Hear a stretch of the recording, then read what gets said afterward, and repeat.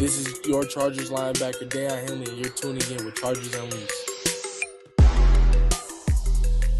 Welcome to another edition of Chargers Unleashed. Jake Hefner and Dale Wolkenstein here with you from the LAFB Network. If this is your first time tuning in the show, make sure to hit that like and subscribe button on YouTube. You can also follow us on Facebook, Twitter, Instagram, Spotify, and Apple Podcasts. Dan Wolkenstein.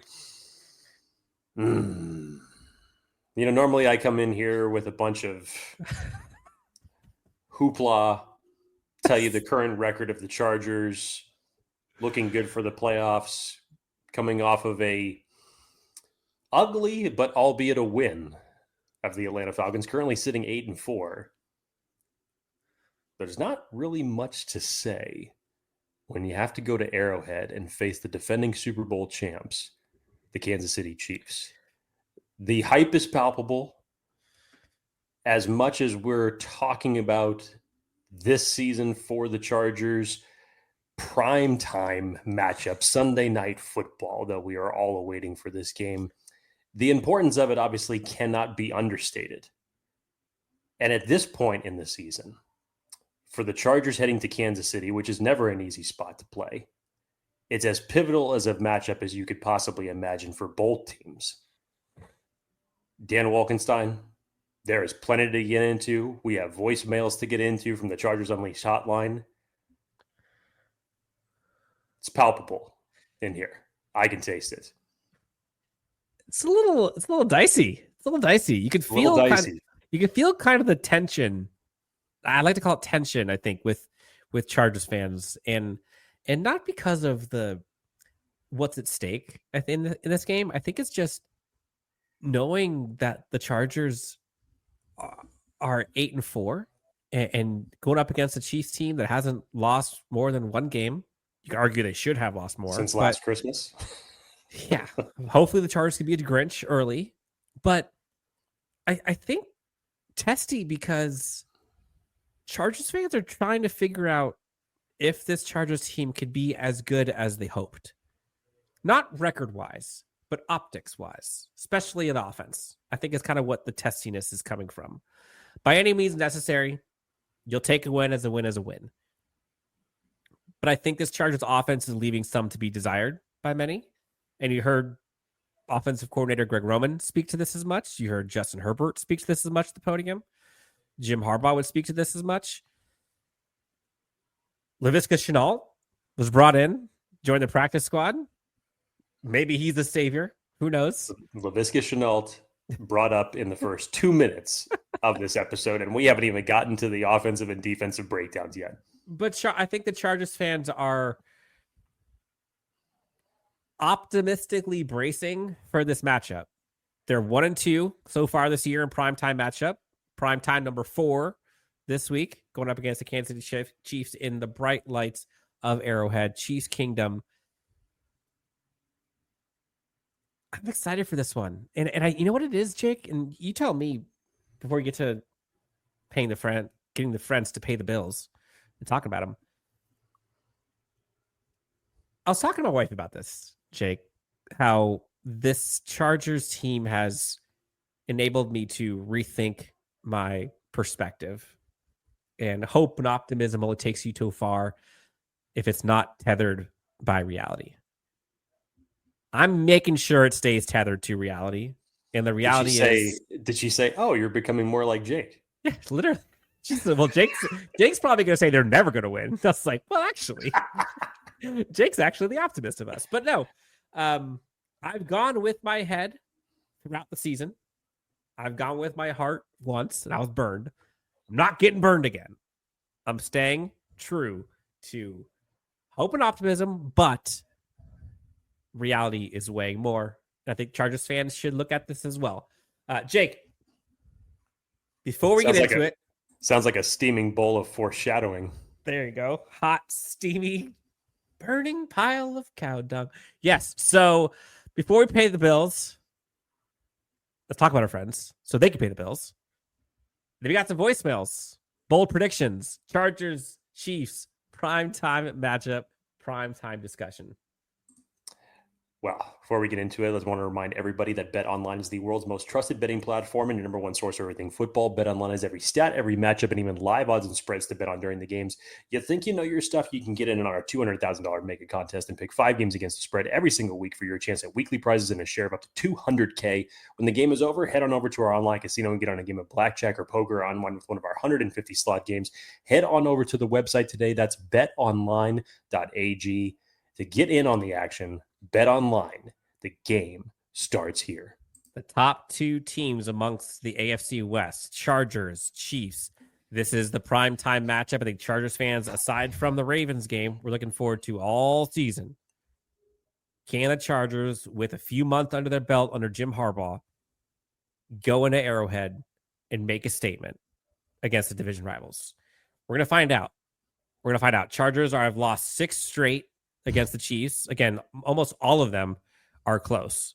Even the ones that aren't close score-wise, if you go back and watch the game, they're a lot closer than they looked. The perspective right now, Jake, I think is a big one for this Chargers team. And this is probably the biggest barometer of what type of team this is. And do you see there being any way that there's a silver lining loss in this game? In the past, but they played them so tight. They were so close. If they were just healthy, if the Chargers don't win this game, I don't care what happens. Like, I feel like the whole silver lining thing is in the past. Yeah, traditionally, in the old days of Norv Turner or Mike McCoy or Anthony Lynn or Brandon Staley, you may be able to hold a little bit more weight with those moral victories. But I'm not saying that even if the Chargers go into Arrowhead and end up losing the game, which a lot of people are predicting that's going to happen. Obviously, Arrowhead is a tough place for anybody to play. They rarely ever lose. As you mentioned, the Chargers have lost 6 straight to the Chiefs. Patrick Mahomes is 9-2 all time against the Chargers since he became the starter of the Chiefs. It's a very difficult team to beat. This team is going for a 3-peat in the Super Bowl, something that nobody has ever done before. To me, even if the Chargers go in and lose, Dan, I don't see any softening of confidence for this team. And I feel it in the same type of a way of how we kind of felt after the Baltimore Ravens game. I felt about it in a similar type of way in the way that the Chargers beat the Cincinnati Bengals in that primetime matchup. You could even say you feel the exact same way given what they just did against the Atlanta Falcons. In some type of perspective, what the Chargers have done this year alone is they have figured out different ways to win. Now, has it been a flawless season? No, as you can tell from the 4 blemishes on their record. A lot of those were for different reasons as to why they lost those games. If it ended up happening this week, it's not affecting their playoff chances. I don't think it's as big as you would have considered previous matchups because of the fact that the Chargers were more of a 500 team than anything, and every single game was a must win. And not to say that you're not treating it as such, because the players are definitely not looking at this as just another game. If you heard the comments from Rashawn Slater this week, he basically has said the quiet part out loud, and what basically the entire Chargers fan base is thinking, they're sick and tired of the Kansas City Chiefs running this division. They've had enough. And regardless of whether or not this is a playoff game, they're going to treat it as such. So you know that the players are hyped up for this. You know what their mentality is coming into this game. But win or lose on this, Dan, obviously, would it be fantastic to get a win? Yes, this would definitely send the feelings of the Chargers fan base to a different stratosphere. I was going to say, I don't think losing changes things for the Chargers. I don't think it does. I think winning does. I think it does from the standpoint to say, here's another thing that you could put on the bulletin board to say what you accomplished this year. Yeah, a feather in the cap. Yes, you've been able to get some tough wins under different circumstances. And in this particular situation, if you were to go on the road to Arrowhead in primetime and take down the Chiefs, that's another level of confidence that you could bring to this team moving forward. Now, admittedly, some of the things we have to remember in terms of Sunday Night Football parameters, there's a certain commentator that will not be named that will definitely be talking about a certain individual in a red number 15 jersey. So don't listen to all of that. Just watch and enjoy the game. But I go back to it. The aura, the tension, as Dan mentioned it, the atmosphere, if you will. Even Derwin James has said that going to Arrowhead is his favorite place to play because of the fact that it's so nuts and the atmosphere of that crowd is so loud. They're up for this game. And we even know, evaluating it, after especially watching some of the offensive struggles that the Chargers have gone through over the last couple of weeks, that there's definitely reason for concern. Let's not beat around the bush here. But it's different. It feels different for a multitude of ways, and that's what we're going to get into when we break this down on both sides of the ball. So I think the allure of the Chiefs is almost like a field goal lead for them going into any game. It feels like just going up against the Chiefs, it feels like opposing teams are just kind of already shaking in their boots a little bit, and they figure out a way to lose a game. You go back to the ways that this Chiefs team has won. They're not blowing teams out. They're barely holding on, scratching and clawing for victories. They're winning by botched snaps ahead of field goals, blocked field goals, a single blade of grass in between a toe and a touchdown. Like they're winning barely, and other teams are just unable to close out and execute when it matters most. And hear Jim Harbaugh talk about being at your best when your best is required. Going up against a team like the Chiefs, it just seems like it is inevitable that their opponent is never at their best when their best is required. And seemingly the Chiefs are always at their best when the best is required. That's the theme of this Chargers team this season. More often than not, again, 2-1. They've won twice as many as they've lost. They have been at their best when their best was needed.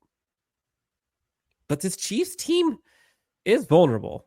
And you hear everybody talk about it. I know they're 2-time defending champions. I get all that. They have the winning pedigree. And if you let them hang around and try to win a football game, they're going to do it. They're going to do it. But Jim Harbaugh comes in year one, winning record, check. Beat Kansas City in Arrowhead, check. Playoff berth, check. Imagine just those three things in year one, let alone the playoffs, what happens there. That's a pretty darn good start, let alone the culture, all the coaching staff, you name it. So going into this, Jake, I think let's do one voicemail. We have 3 total. First voicemail, let's hear about one caller who has kind of just perspective going from that Falcons game into Arrowhead. And then we'll get into some of the key matchups and predictions and things on both sides of the ball. Hey, Dan. Hey, Jake. This is just post the Atlanta win. I just wanted to come on here and hopefully maybe give some Charger fans some ease, try to talk them through it. My big point is coming into the season, the only thing I ever told my family and all my friends that are Charger fans is all I expect was a change in culture and a change in how business is conducted on a day-to-day basis. And Jim Harbaugh has given us that from day one. Yes, Sunday's win was not ideal. It's not how you want to see the Chargers go out and win. But at the same time, you can go back 15 years and the Chargers would have lost this game the last 15 years prior to this. Herbert will be fine. They'll get another receiver. I'm not worried about that. And honestly, I'm excited to see what they do the rest of the year. Bolts up. I know it's wrong. And as far as like alluding to the Chargers fans, if anybody had listened to our last episode post Atlanta Falcons game, there were a lot of people things to say after that Atlanta Falcons game. Yes, it wasn't the most ideal win, but sometimes you have to win ugly. Sometimes you have to win dirty, and the Chargers did that. Here's kind of what I was alluding to, Dan, along the introduction as far as why this game feels a little bit different. And for obviously a multitude of reasons, but it's look at what the confidence level from Jim Harbaugh, Jesse Minter has done to not just the players, but to this fan base, just in terms of what we can expect from them. Now, obviously, is there still a lot to work out? Yes. Are we coming on here expecting a win? Absolutely not. But it's strictly the confidence level that you can have in them to say, even after you listen to some of the press conferences from earlier this week, more specifically Jesse Minter talking about the differences in things that he saw during the first matchup earlier this year against the Chiefs and things that he knows that are going to be different. Mm-hmm. Dan, let me just real quick. I'm going to read you a list of names, and then I'm going to ask you to tell me what every single one of them has in common. Junior Colson, Kamani Vidal, Dean Leonard, Jasir Taylor, Rashawn Slater, Joey Bosa, and Joe Alt.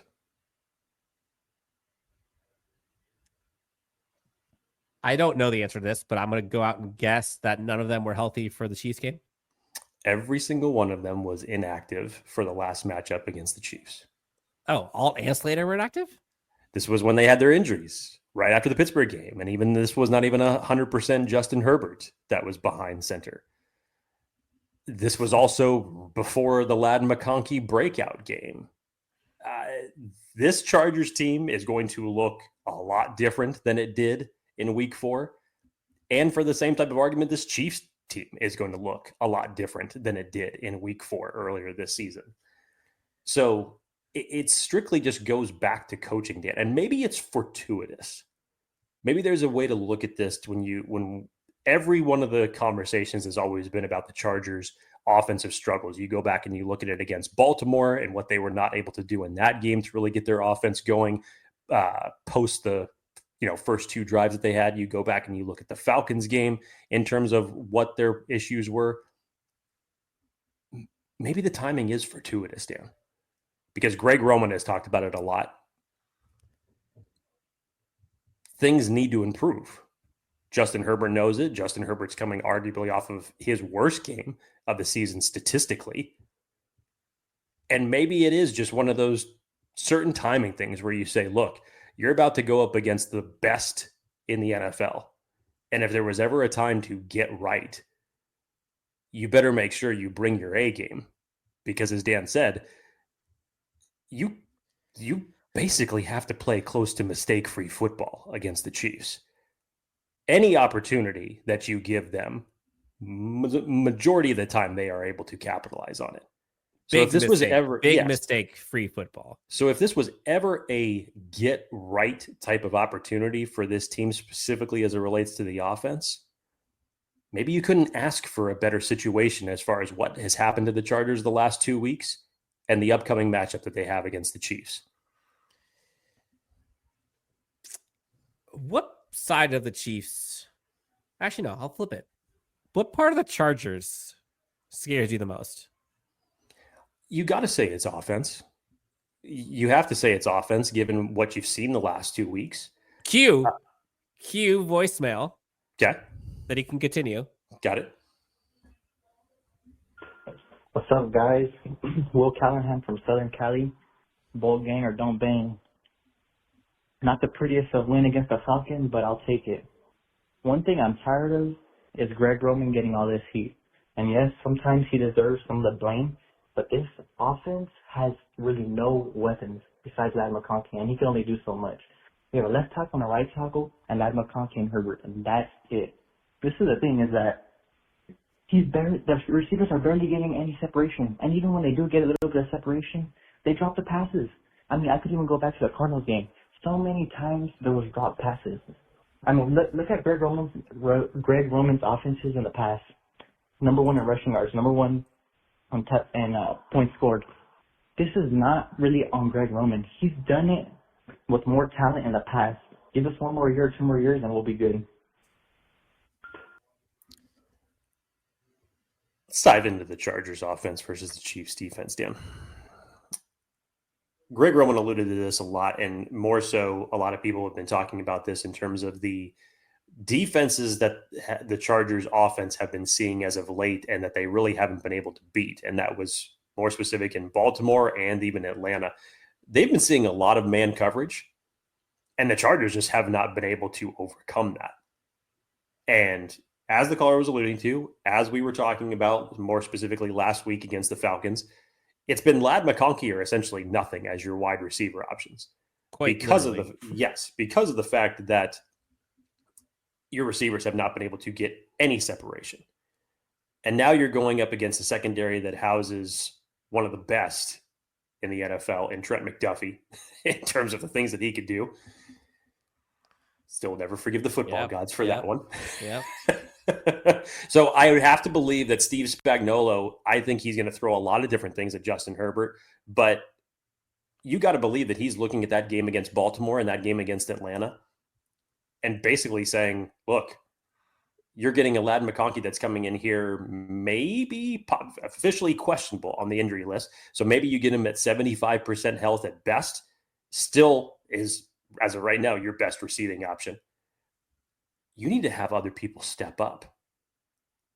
Until DJ Chark actually catches a pass for this team, I will not even fathom an You mentioned it. I'm surprised. I'm surprised you mentioned his name. I'm saying it right now. Until a pass is thrown and caught by an individual that has the name Chark on the back of their jersey, I will not talk about the possibility of how he is going to affect this offense. So you can't weigh anything on that right now. That's fair. Quentin Johnston, Joshua Palmer, collectively need to step up in this type of situation. I would hope that, especially depending on what the pass rush is going to be like, that Will Dissly is going to get a much bigger opportunity, even more so than what he got in the Atlanta game, to have some pass catching options. But the issue here is with the individual that, if you're watching on YouTube, in the red jersey wearing the number 95 jersey on the right side of the screen, because Chris Jones is the gasoline that makes the Chiefs defense go. Danny's currently tied for 4th in quarterback pressures this year with 54. And we know where the Chargers are the weakest in the interior of the offensive line. It's going to help having Rashawn Slater and Joe Alt back in this particular type of situation. So you're going to hope that the protection's better with a healthy Justin Herbert when it comes to QB pressure. You had kind of alluded to it, Dan, that some of the sacks that Justin Herbert had took in the Atlanta Falcons game were coverage sacks. There just wasn't, either he wasn't seeing the opportunity to run it, he chose not to run it, whatever the case may be, but there was a lot there. He had some opportunities to either distribute the ball, didn't do it, held on to it too long, and ultimately ended up just taking a sack. You're going to need to find yourself out of the pocket against this Chiefs defense, because they're going to be coming after you. They're going to try to find a way to do it. You know the way that Steve Spagnuolo dials up his blitzes to get pressure. The other factor about this is, Dan, and Greg Roman also talked about this in length, is the Chargers are going to need to find a way to run the ball. This is Greg Roman's message.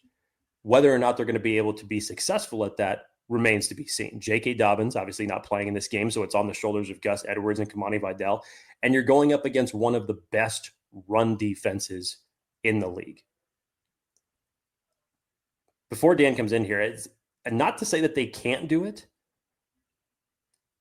I'd be shocked if they would be able to be perfectly honest, because you can't live behind the sticks against this defense. Otherwise, they're just going to be able to figure you out and make you make mistakes. So, obviously, are you going to abandon the run game? No. You will still try to run the ball. Success, obviously, will hinder on this offensive line, winning in the trenches, and Gus Edwards and Kamani Vidal being able to find the seams and getting through for positive yardage and making it a more short game for the Chargers, which I think is advantageous for any team, but especially for the Chargers. Outside of that, Dan, offensively, you asked me originally, what's the biggest thing to worry about? It's the offense. But if there was ever a time to get right after how your offense has performed the last 2 weeks, it's right now. You know, all season, it's felt like I've thought or had this like gut feeling that this Chargers team is kind of playing this like misdirection game and are kind of holding their magic tricks close to the vest until they have to use them. And maybe that's just me finding a way to cope with how bad the offense has been at times and how little they've been able to utilize some of the creativity and amazingness that is some of these players and the athleticism that they do have. And so, like, a part of me thinks that this is going to be the game. You're going to see breakout Josh Palmer, breakout DJ. I won't say the name anymore because we're not going to mention it until we see a catch and a pass to him. You know, maybe we'll see Darius run deep. Maybe we'll see Jalen Reagor go deep again. You know, I've seen them try to go deep to Ladd McConkey a bit. You know, maybe this is where the Gus Edwards show starts. And so I keep hoping that that's what is coming and that's what they're waiting on for big situations like this. But again, new and improved Dan, tethering to reality. I haven't seen it, so I can't expect it. Can I hope for it? Sure. Do I expect it? No. Do I think they could use it? Absolutely. I think this is a game that if the Chargers can score 20, they can win. And if you're the Chiefs and you're going up against this offense, it's like, all right, I will bracket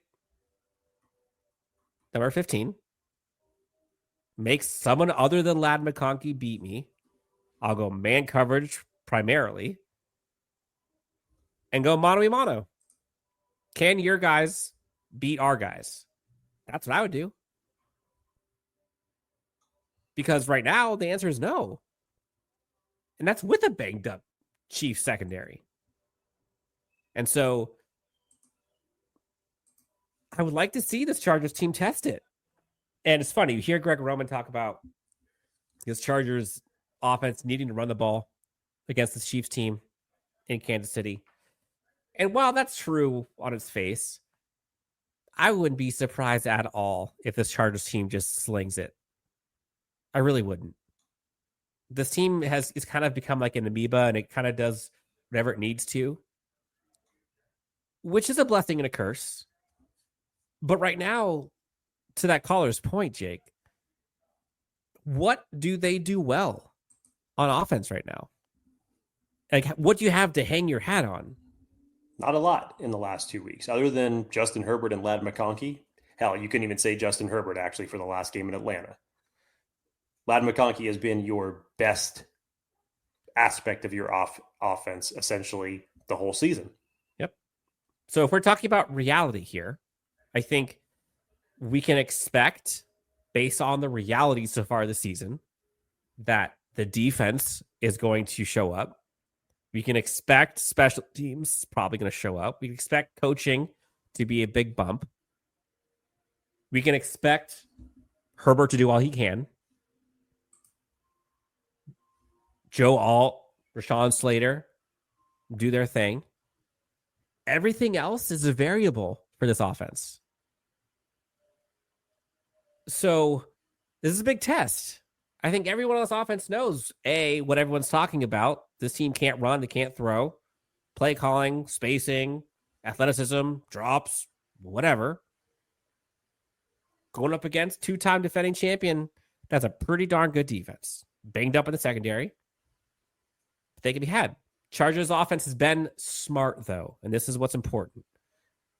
1 interception all season. That's big. I know we talk about sacks sometimes, but Greg Roman talked about it at the press conference this week. Sacks don't end games. Interceptions do.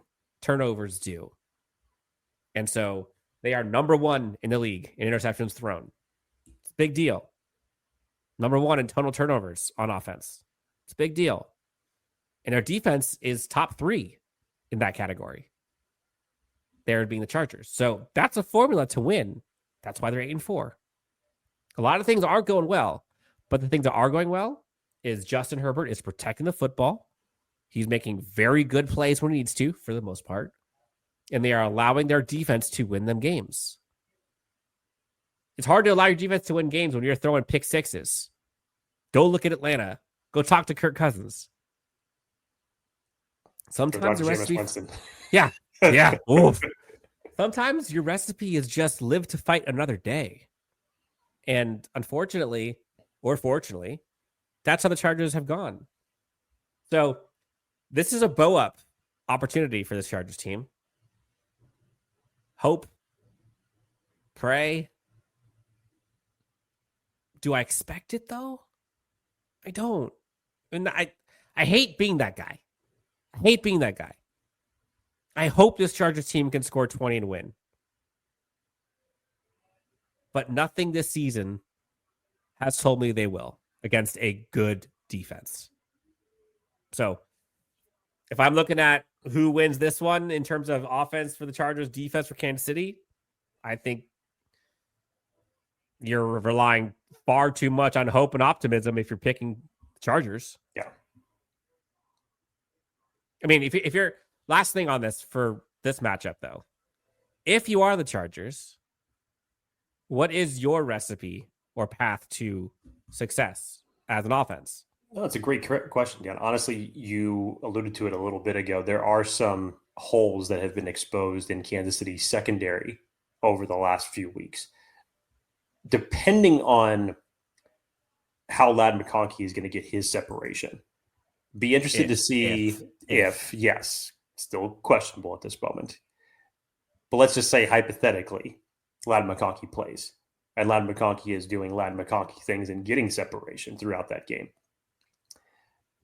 I'd be interested, who would start to cover him, to cover Ladd McConkey. So if we're talking about being specifically in the slot, is it going to be Chamari Connor for the Kansas City Chiefs, who has done decent, not above average, but decent job? But then you have to look at the rest of this receiving core and say, who needs to step up? Well, if we were standing in Justin Herbert's position, the left side of Kansas City's defense is something that could be exposed of. So essentially throwing away from Trent McDuffie.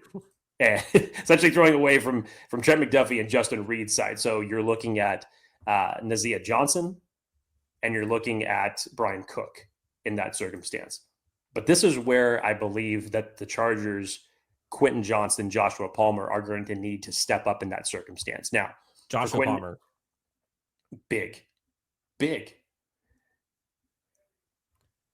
The Chargers have schemed up a few plays for Quentin Johnston over the last couple of weeks to get him free. And I felt like there's been 2 instances, more specifically, where they've ran the play. You go back to the Baltimore game, they've thrown it to Quentin Johnston. He had space and just didn't catch the ball. Literally the same exact play against the Atlanta Falcons. Justin Herbert threw away from him. Quentin ran the route, had separation. It's essentially the same route when you go all the way back to the TCU Michigan game that Quentin Johnston ran ultimately for a touchdown when he had his monster game there.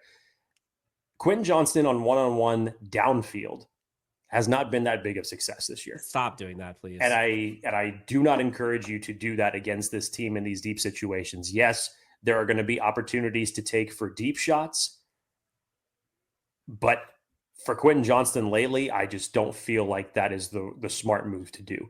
Utilize Quentin Johnston right now to the best of his ability to be able to move the chains. If it means throwing to Quentin Johnston on a check down play where it's 5 yards over the field, but he's going to get another 8 in yak, I'm totally fine with that. I don't care. If you were to tell me that Quentin Johnston is going to finish this game with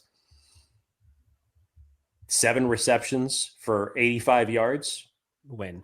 I'll take that. Win. I'll take that easily. I would take that a hell of a lot more than 3 catches for 100 yards. honestly.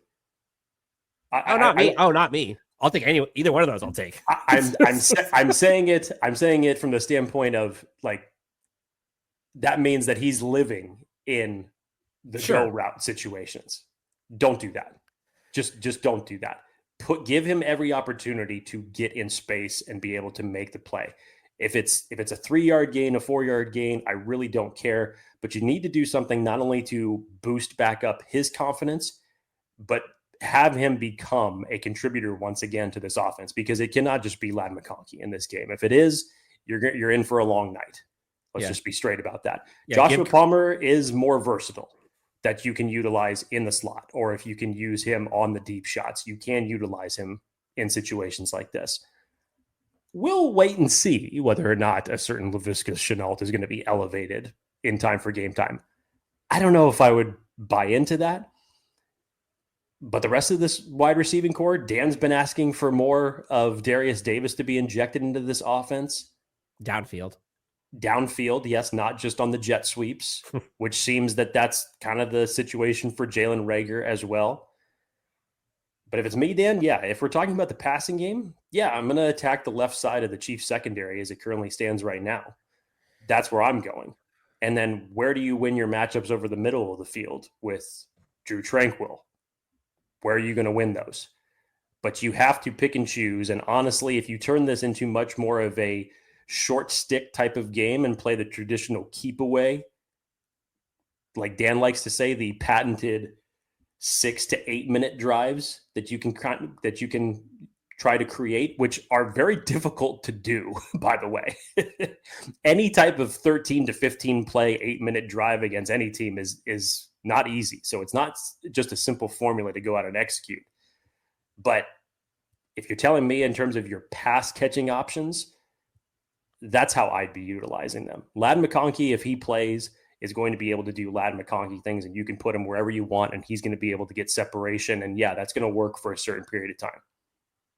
But at some point, you're going to be stuck in 3rd and 8. And yeah, every part of your being is going to say, where the hell is 15? But at some point, Justin Herbert's going to have to look elsewhere because he's going to be forced to. I think if I'm looking at kind of box score statistics, clearly turnovers is a big one. But like specific players,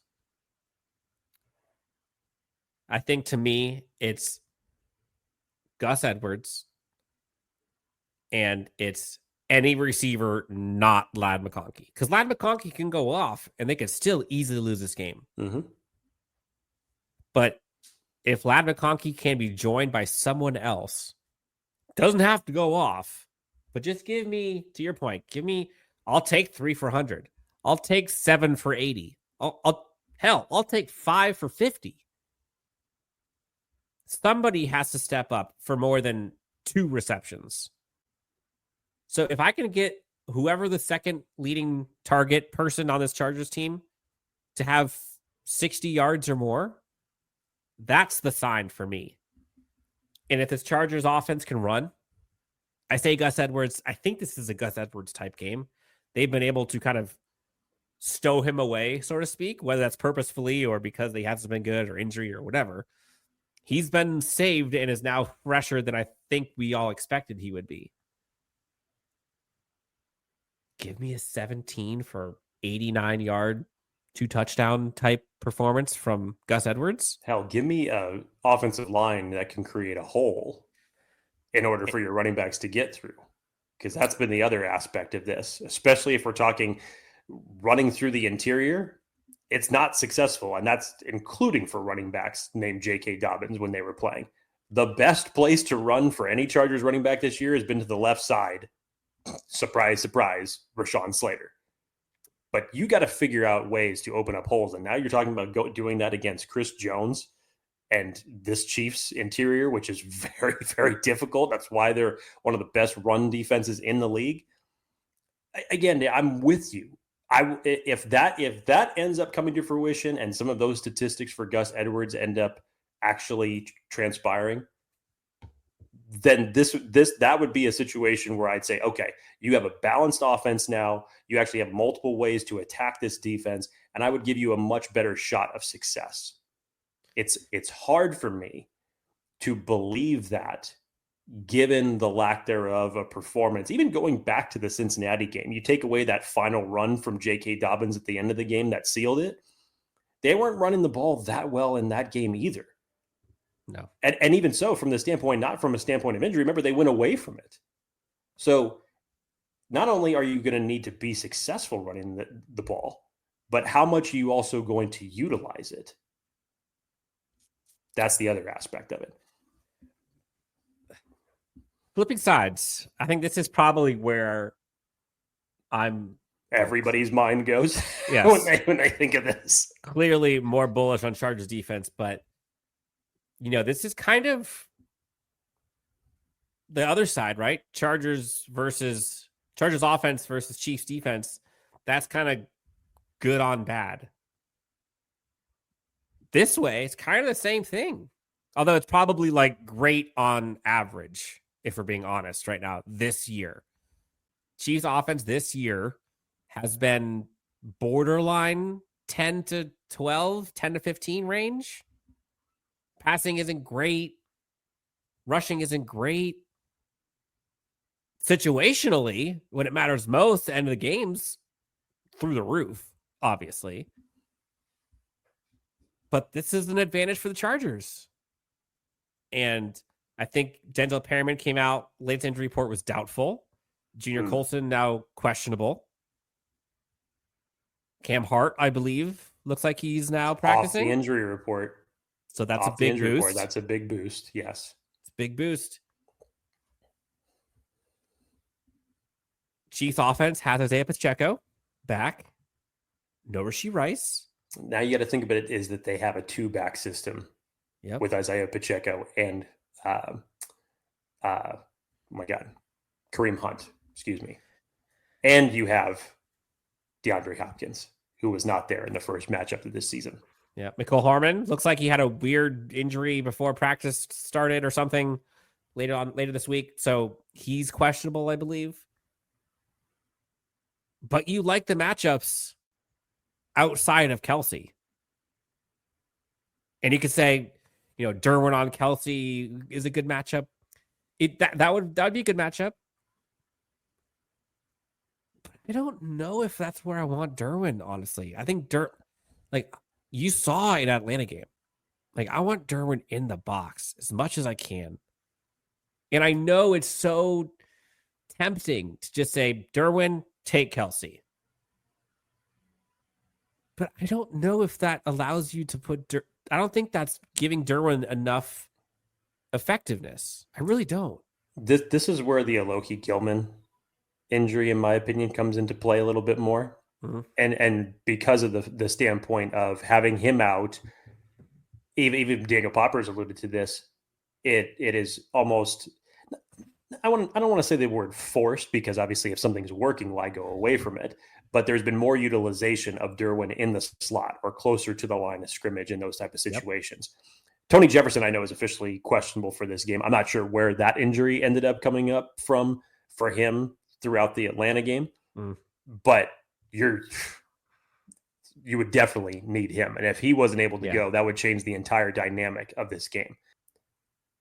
Dan, one of the bigger components of this, and I think this is what has got a lot of Chargers fan concerned, especially over the last 2 weeks, the absence of Denzel Perryman has definitely been felt, especially when you look at what the opposing teams have been able to do in the run game. You go back to that Derrick Henry game, Denzel Perryman was definitely missed in that game. And I felt like, especially the way that the Atlanta game started off, they were just feeding Bijan Robinson the ball, and he was getting positive yards, and all of a sudden it was just the running game for opposing teams was able to dictate the pace against the Chargers defense. Fourth and shorts. Yes. If you're telling me that the Chiefs are going to be living in third and short situations, this is going to be tough. If they're able to create some of those long sustaining drives and keep the ball and win the time of possession, this is going to be tough. Yeah, it literally could be as simple of a formula from the standpoint that you now have Isaiah Pacheco and Kareem Hunt in the backfield. And if all your offense is, we were talking about just in general how the Chiefs offense has looked so far this season. It could look as simple as Kelce and the run game. And if they do it well and they executed it well and the Chargers are not able to stop the run and they're living in 3rd and short, that might be the only formula that the Chiefs need, honestly, because you've seen the way that Baltimore was able to dictate that against you. And you essentially, obviously, there's no comparison between Derrick Henry and the running game of Isaiah Pacheco or Kareem Hunt, but it's still the same philosophy. And that's why I felt like Atlanta was taking a little bit of that page from that game and trying to execute it against the Chargers. Now you have the Chiefs coming off of their own little mini bye, and I feel like they're going to look to exploit that weakness. And Denzel Perryman, as it stands right now, is doubtful to play for this game. So that's another thing that really we need to factor in on as it relates to concerns for this defense, because the middle of the field against the run, they have been pushed around essentially and have given up positive yardage to opposing running backs in a big, big way. Hell, you could even say the last 3 weeks, because Chase Brown had a good game 3 weeks ago. Derrick Henry had a fantastic game, and Bijan Robinson had a pretty damn good game. But 2 of those games were without Denzel Perryman, and they were felt mightily. But Dan, you know that this offense, when it comes to a Chargers matchup, it's the Kelce show. And that's what it is. Travis Kelce, up until the first game against the Chargers, you go back and you look at his stats in the first 3 games of the year. People are saying he was falling off. People saying like he was seemingly a ghost. Then the Chargers game hit. And then it was like wake up time. Every single time. And that's specifically why we put Travis Kelce and Derwin James up on the screen. Because that is the matchup that you always look at when it comes to this game. And it feels like the Chiefs' formula for beating the Chargers almost every time is Kelce eats, and they get at least one, but usually 2, busted, fluke, blown coverage type plays that give them Xavier Worthy last matchup. Gives them an easy 10 to 14 points. Almost every time it's like clockwork. So if I could just close my eyes and someone could tell me some wide receiver 2 for the Chargers goes for more than 60 yards, and the Chargers defense, already a big ask. And the Chargers defense gives up no plays larger than 40. Win. Let's win. You could say that. But then, there's going to be like the wind's going to shift a extra point the other way, or the Chiefs are somehow something. This is we're getting to the Chiefs aura, and they get that field goal to start the game. Like I've said to Dan Wolkenstein, if you took a quarter of the fortunes of the Kansas City Chiefs over the last decade and gave it to the Cleveland Browns, they'd have a Super Bowl.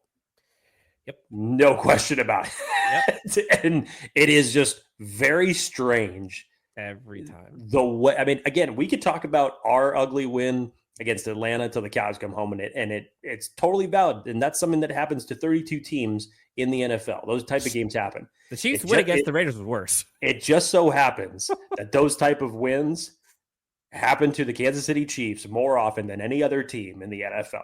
And when you go against those elements in Arrowhead, you have to, it's seemingly like you have to beat this team definitively to really just finish them off, to allow no possibility of any fluke thing happening or any type of comeback. You've seen what Patrick Mahomes has done even when he's down in a 10-point hole. The Chargers put him there the first matchup, and they still won 17-10. And he's been in a deficit in playoff games, and he has come back and won. This team is just so hard to finish, and until that clock hits 000, you can never trust anything against this team as it relates to a win. So defensively, Dan, here's what I'm going to say. What bothers me and what really scares me about this defense, and something that I'm hoping that comes to fruition, is you look at the Kansas City Chiefs and what's everybody been saying about their biggest weakness has been their offensive line. Newly acquired DJ Humphries is expected to start at left tackle for them. Juwan Taylor came up on their injury report with a little bit of a scare midweek, went from full practice, all of a sudden he was limited, and then he was back to full. I'm not really sure what happened. But somehow, this Chargers defensive line, more specifically their pass rush, is going to have to come alive. I wasn't impressed with it in the Atlanta game, to be honest. I thought it was going to be a much better performance than it ended up being. You obviously didn't have that well of a performance against the Baltimore Ravens. Pressure-wise, containment, always have to think about containment against Patrick Mahomes. But you're going to have to be disciplined as well as attacking on defense. And that's kind of a dichotomy in terms of philosophies go, but you have to be able to find that balance between the two. So if I'm Jesse Minter and thinking about some of the things that were going to be different about the performance in week 4 as opposed to this upcoming performance, Tuipulotu hadn't really hit the gas at that point in time. He's been a little quiet as of late. I would think that, especially if you're getting Cam Hart back for this game, that Jesse Minter is going to come up with a couple of corner blitz ideas. I think he actually ended up executing one that the Chargers really paid for because they brought a lot on that blitz and Patrick Mahomes made him pay for it, and it ended up being like a big-time conversion. But Jesse Minter, I think, is going to go back to the drawing board, see some of the things that were mistakes on their part, and work to correct it, which he has shown us that he has been able to do. And I have the utmost confidence in that. But it's still the Kansas City Chiefs. Totally. They are still the Rubik's Cube of the NFL, and they are still difficult as hell to figure out, even if their offense is not performing in the way that they have traditionally performed. And that's the tough part is, you think of Thanos, right? All the Infinity Stones. Yes. I mean, that's the Chiefs, man. Head coach, Infinity Stone. Quarterback, Infinity Stone. Defensive coordinator, Infinity Stone. Travis Kelce, Infinity Stone. Like an offensive playmaker who will always be open, Travis Kelce. An offensive playmaker who absolutely wrecks every single defense imaginable, Patrick Mahomes. Best offensive play caller in the NFL, Andy Reid.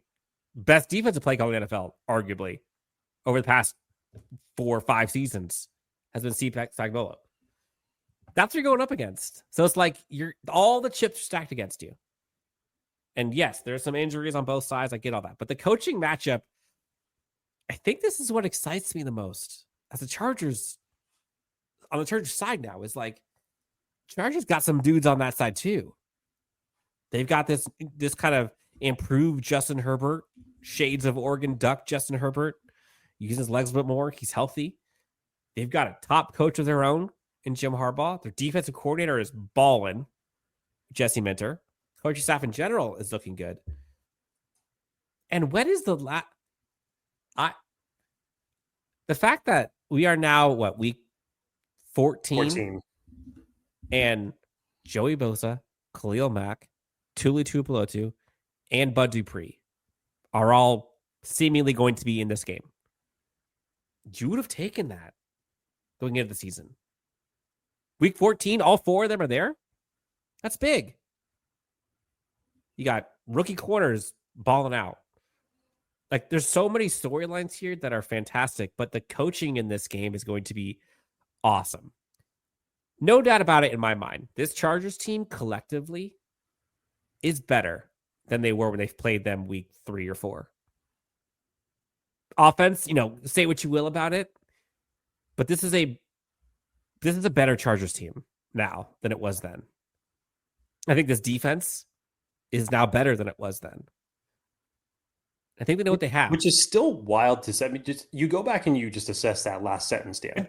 I know, it's crazy. That first matchup did not have Joey Bosa, and Derwin James was suspended. That's what I'm saying. And you still held them to 17 points. This defense. I know I said we're not talking about moral victories, but that's still something. That was a moral victory. Yeah.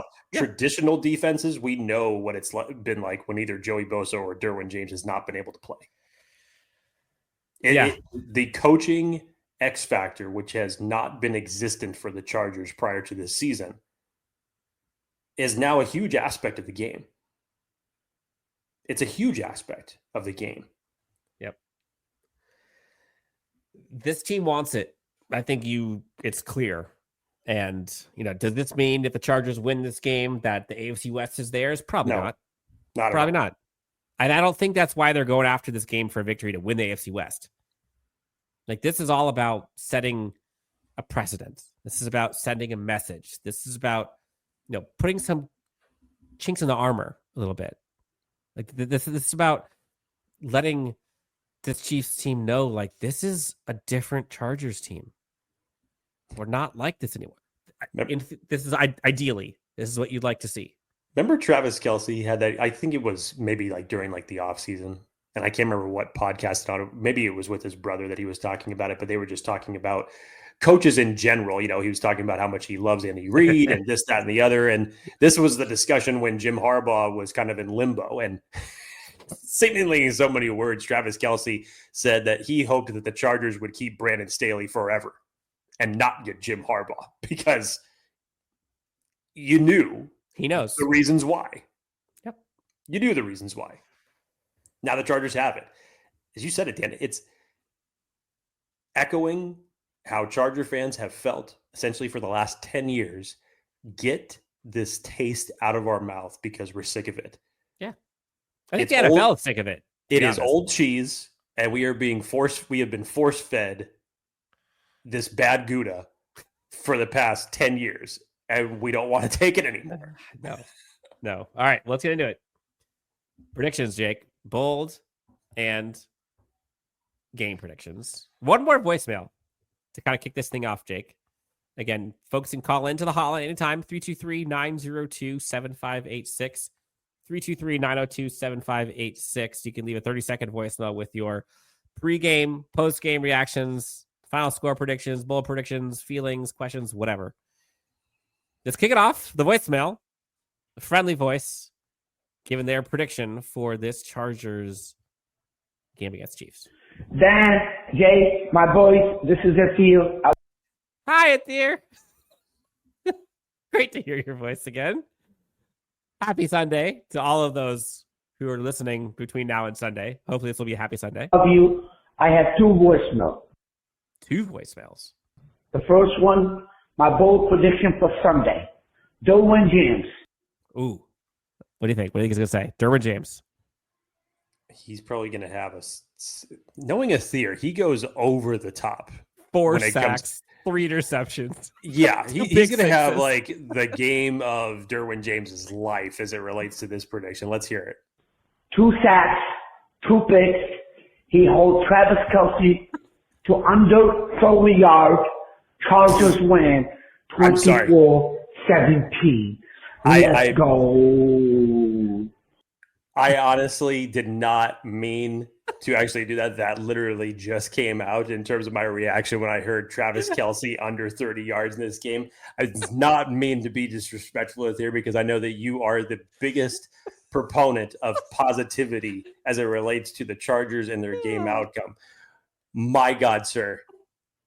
If there was a reality where that was possible, I would give you a standing ovation. I'd probably be sharing a bourbon with you in the process. Man, oh man, that would be the game of games for any player. If the Chargers win 24-17, Derwin James gets 2 picks and 2 sacks, Jake and I will split $100. We'll send it to you immediately following the game. Immediately.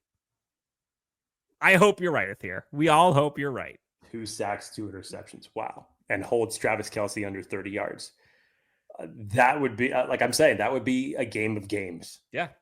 That would be unlike anything else that we have ever seen against not just the Chiefs, any team. That's pretty damn good. All right. Damn. Bold prediction, final game score. I'll go first. Bold prediction. I think this is a Josh Palmer game.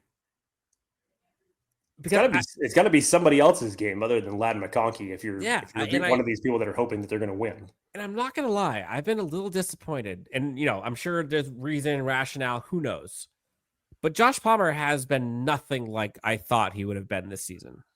And you could blame coaching, you could blame health, you can blame, understanding the scheme, the coordinator, whatever. For whatever reason, this is not the Josh Palmer that I expected. But this is a style of game that Josh Palmer, I feel like, usually does well in. Like, they're counting on him in this game. And I think he knows that. Josh Palmer has actually had pretty good performances traditionally against the Chiefs. Yeah. And usually in big spots, Josh Palmer does pretty well. Against the secondary with Kansas City, that isn't great. I think my bold prediction, I think Josh Palmer, I'm going to go 6 for 90 and a touchdown. 6 for 90 and a touchdown for Josh Palmer. I'll give my final score prediction after. Jake, what's your bold prediction? It's an interesting one, Dan, because you were just saying if there was any other Charger wide receiver, whether it's Quentin Johnston or Joshua Palmer, that could have that type of a stat line, that you'd be feeling pretty good about the Chargers' chances, because you already, again, assuming that he plays, you already assume what Ladd McConkey is going to do. So if you're getting two wide receivers that are getting up there with those type of stats, you feel pretty good. Which I didn't say Ladd was going to get that, but I have Josh Palmer getting that. Yes. I'm just saying, in general, yeah, we know who the wide receiver one is as it relates to this team right now. Mm-hmm. That's not a secret, but somebody else needs to step up. So to be fair, I'll go on the defensive side for the bold prediction, which is tough. And no, I'm not going to say Derwin James, because Aether just took the entire sale with him on that one. That's for sure. All right, Dan. I got one. This is DJ Humphries' first game back since the injury that he suffered last season, coming off of his bad injury. Yeah, his bad knee injury. Now, is it an upgrade in general from what the Chiefs have had at left tackle? I think collectively everybody would say yes to that in terms of what DJ Humphries brings to the table. However, it's still a long time to go without playing actual game time. And you're going up against Khalil Mack. This feels like, to me, defensively, Khalil Mack is going to have to be the tone setter for this team. Do you think a Khalil Mack Raider style game? Like, maybe not to that degree, because that's like another level of game. But I think that Khalil Mack can get to Patrick Mahomes twice in this game. Okay. And I think in general, like I said, I'm still waiting for this defensive line to be able to create more pressure than it has over the past couple of weeks. That's one thing that they definitely need to improve on, which is going to improve on a lot of things overall for them defensively. But the pass rush needs to wake up for this game, but also the discipline and the awareness of the containment of Patrick Mahomes needs to also be there. You can't fully shut him down. No team ever has in terms of him getting loose. He always is able to do it in some form or fashion. But you can't allow him to get out on these type of runs for 15, 20 yards 5 times a game. It's going to be backbreaking to your defense. You can't allow that. But in terms of getting to Mahomes, you take a little bit of what the Raiders did and how Max Crosby was able to do that last week against them. Let's see Jesse Minter dial some stuff up, and let's see Khalil Mack get some wins along that defensive line. Final score, Jake. What say you? Not going to like it. I'll just say that much. You're not going to like it. It's very hard for me to. This is actually probably goes down as the first game that I'm predicting that the Chargers lose this entire season, actually. Which is nuts. Which is nuts considering if you've been listening to me for the last 5 years, how frequently I would pick the opposite direction. It's hard just to weigh the elements against the Kansas City Chiefs, and it's hard to predict something like this until you actually see it come to fruition. Do I feel like this is the best opportunity that the Chargers can have to do it with Jim Harbaugh as the head coach? 100%. Are they still coming into this game with some outstanding question marks against a very tough defense and an offense that just is able to find ways to win and put points on the board? Also, yes. As Dan said, you're braving the elements when you're going up against the coaching staff, the quarterback, the tight end, the defense, the atmosphere itself of Arrowhead. If the offense was coming in here humming, Dan, I may feel bold enough to say the Chargers are going to do it. I just can't bring myself to do it, unfortunately. But I'll still say, and on top of that, when you look at the Chargers' performances against top 10 defenses, you look at that win against the Denver Broncos. Patrick Surtain got knocked out in that game early, but statistically, that's the best defense that you have been able to beat this entire season. You look at the other games against Pittsburgh, Kansas City, Baltimore, even Baltimore, who doesn't even have one of the top 10 defenses. They are still up front, they're a top defensive team, and we saw what they were able to do in terms of shutting the Chargers down. I just can't bring myself to do it until I actually witness it. I get it. I hope to God that everything that I'm saying right now, I hope on Monday that I eat the biggest bowl of crow. Yeah. Because I will eat it with the biggest smile on my face while I do it. No matter how bad it tastes, I'll own every single sentence that I'm about to say. But the Chiefs are going to beat the Chargers 20-17. That's my final score prediction. And I hope to Christ that I'm wrong. Look, this is hard because, the previous me would have been in here and I'd start this thing off with it sounding really sad. And this would be head in the clouds, Dan. Somehow this team is going to find a way. Yeah. Not this time. And again, and maybe this is me being, the pessimist, Darth Dan, whatever. Like, I'm sticking to my guns here and I'm trusting what my head says and what I've seen with my eyes throughout this entire season. And hell, you talk about over the past few seasons, and maybe that's unfair for the Chargers. I think this Chargers team is equipped to give the Chiefs team all it can handle. I do. And would I be surprised at all if the Chargers found a way to win this game? Like, no, it wouldn't shock me. Would I put any money on it? No. No, you wouldn't. No. Hell, the last several seasons, the Chargers could have won these games. They just don't. And until they do, I can't predict that they're going to win. And the only reason that anyone out there, honestly, would predict that this Chargers team would win outside of folks in that locker room or in that organization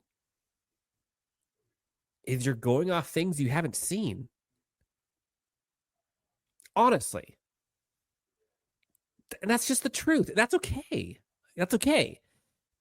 You haven't seen this Chiefs team crumble at the end of games. You haven't seen this Chargers offense, with a dagger against a solid defense. You haven't seen this Chargers team beat a juggernaut. You haven't seen this Chargers team beat the Chiefs in the last 6 attempts. They're like 3-18 in their last 21 matchups. Like, they just don't win these games often. They got the fastest guy on the planet, Xavier Worthy, the best head coach, the best quarterback, the best defensive coordinator, probably one of the top 2 best tight ends of all time. At home, most 90% of folks, if you're looking at this Chargers season prior, and you went up against week 14, you said, oh, okay, who's going to win that one? What do you chalk that up as? It's a loss. And I'm chalking it up as a loss because that's what I had earlier in the season. I hope I'm wrong. And man, it will feel so good to sit here on Monday night. Hell, we'll probably do a live show Sunday night if it happens.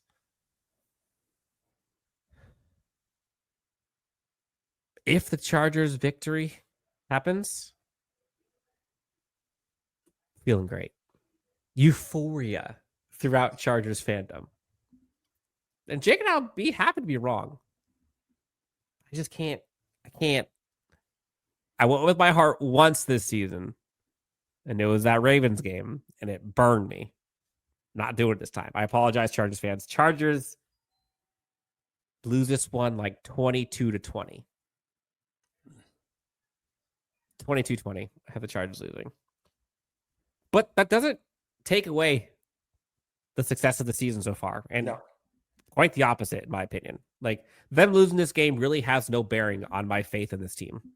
No, same here. Them winning, whole different story. But again, hope, optimism, sure.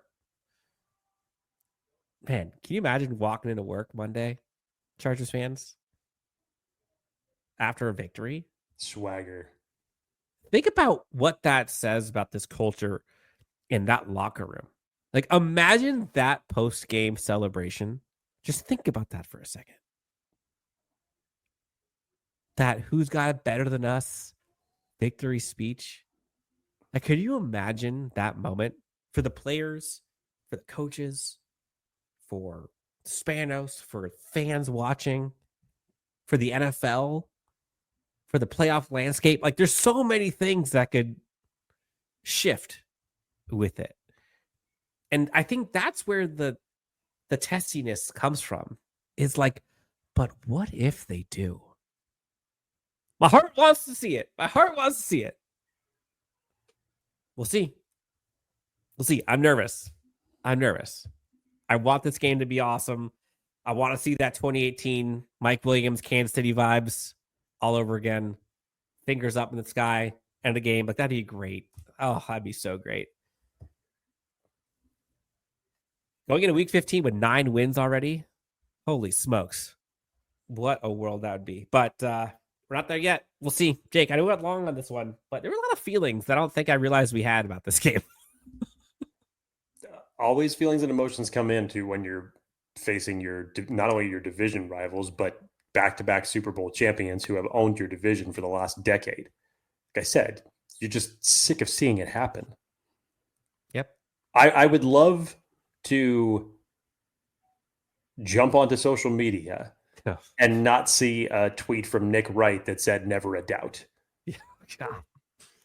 I would love to not see that on Sunday.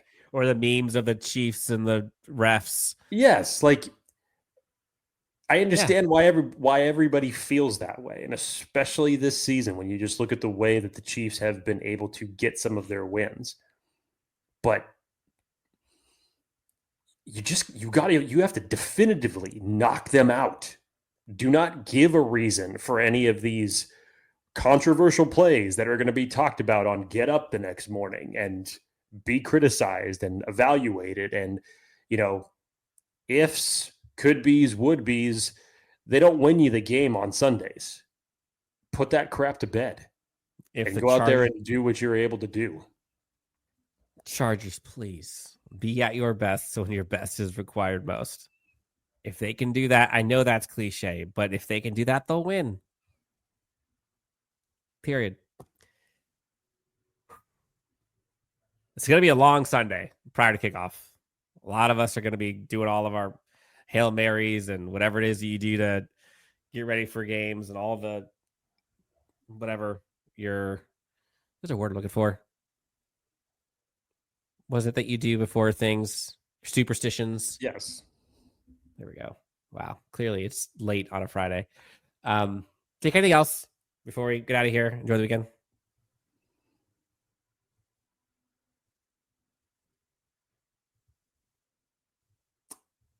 I'm just going to let the silence do the talking. Chargers will do the talking along with the Chiefs Sunday night prime time against the elements, against Chiefs Kingdom, against it all. And we'll see who prevails in this latest chapter of this rivalry. We know how high the stakes are for both sides. We both understand what this game looks like for this team, for both teams. And the great thing about this football game is someone will win. Somebody always wins. Hopefully it'll be the Chargers. You can find Jake at Jake T. Hefner on X, myself at DNW Sports. Feel free to hit that like and subscribe on YouTube and follow us wherever you follow your podcasts. Thank you so much for tuning into this show, and we'll talk to you next time on Chargers Unleash. Please win. Please, so lovely. Please win. Okay, bye.